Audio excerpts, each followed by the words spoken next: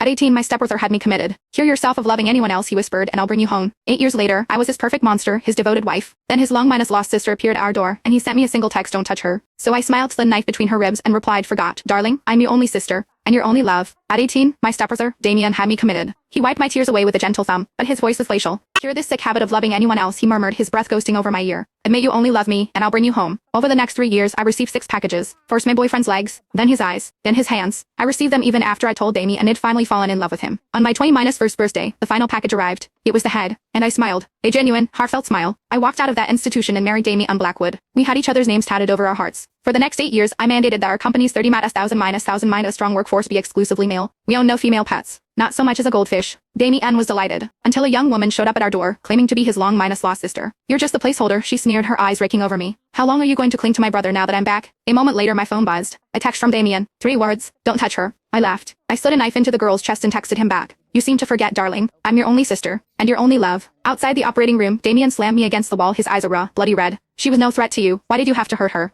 I hadn't seen that particular brand of fury on his face in years. Not since my kidnapping 3 years ago. I let a slow smile curve my lips. Darling, I purred, have you forgotten what you said when we got married? He had held my hand that day like it was the most fragile thing in the universe, his voice a low, obsessive murmur. Sister or lover, you are the only one I will ever have. Now that same hand was crushing my wrist, his rage directed at me, all for another girl. Another sister. A flicker of guilt crossed his face before being consumed by fresh anger. I just want to know when you became so vicious. You taught me, I said, my smile widening to show my teeth. 8 years ago. In that white sterile room. They served me my boyfriend's head on a dinner tray. The sockets were empty, but I felt his gaze on me all the same. That was the day my heart finally hardened into something useful. What's wrong, Damien? Are you not pleased with your creation? He shoved me away, his voice dropping to absolute zero. You better pray she makes it. A surgeon emerged, wiping sweat from his brow. It's a miracle. The patient's heart is on the right side of her chest. The blade missed it completely. Damien's breath hitched in a sigh of relief. Then a strange, small smile touched his lips. Just like mine, he whispered. I froze for a second, then I smiled too. His real sister. The true heiress, of course. Even God played favorites. They wheeled her out on a gurney, pale and weak. When she saw me, she flinched violently, her voice filled with venom. Damien, she tried to kill me. Call the police. She belongs in a cage. Damien said nothing, just took her hand, his expression etched with concern. A cage? Been there, done that. 3 years, I said, stepping closer with a light laugh. And that word, brother, is reserved for me. In one fluid motion, I pulled the decorative pen from my hair and lunged. But Damien was watching me. He was always watching me. He moved faster, his arm a blur as he knocked me to the ground. The next thing I knew, the cold muzzle of a gun was pressed against my forehead.